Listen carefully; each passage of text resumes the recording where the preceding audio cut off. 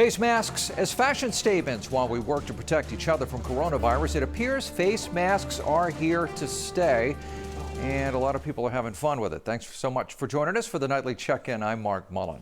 So from your basic hospital mask to the bandana to a smiling puppy dog face, wherever you go during these strange times, you see all kinds of masks.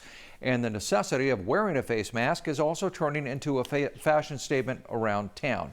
Ashley Nell Tipton knows all about fashion. She won season 14 of Project Runway. She is now turning her design skills into the latest accessory. Tipton says if we're stuck wearing face coverings, might as well make them look good. She predicts there will be masks for every outfit.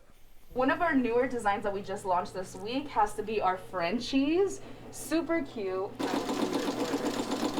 I think I base my outfits every day on what mask I'm gonna choose today. Designers from across the country are whipping up all kinds of masks. You even found one online covered with jewels for nearly $600. Most masks, however, go for less than $20 these days. Here are the latest numbers in San Diego. Almost 3,400 new tests were administered in the last 24 hours with 113 new cases. That brings the total to 5,391 total cases across the county. Sadly, 6 new deaths were also reported today, bringing the total to 200 deaths so far. Governor Newsom proposed a 10% pay cut for state workers today to help offset the state's $54 billion deficit. During his budget revision today, the governor also proposed slashing more than $6 billion by canceling a variety of programs. Newsom said his budget protects public safety, health, and education. The governor said the cuts could be reversed if Congress passes a coronavirus relief bill that gives money directly to states and local government. And now being forced back into this position where we are having to make cuts breaks my heart. Because one thing I know about cuts, there's a human being behind every single number. Unemployment in California is projected at 18% and could reach as high as 25% at its peak. Lawmakers will now review the governor's budget and must pass a balanced budget. This is in California by June the 15th. Tribal leaders say they are moving forward with plans to reopen local casinos starting next week, even though the county's public health officers said yesterday it posed an extreme health risk.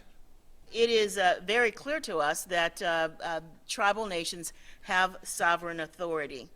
And it is also very clear that the county and the tribes share a mutual interest in protecting the health of the community. Dr. Wilma Wooten had a much softer tone today, saying she has now spoken with tribal leaders and acknowledges and respects the tribe's sovereignty and also wants to work with leaders on a safe reopening plan. As it stands right now, at least 3 casinos plan to reopen next week: the Ajas, Sequan, and Valley View. The other local casinos have not announced reopening dates as of now. KinderCare will be reopening its San Diego child care centers in addition to all centers across California. The decision was in response to strong demand from local families whose parents say they need to go back to work. KinderCare says the centers open, they are carefully following enhanced health and safety measures.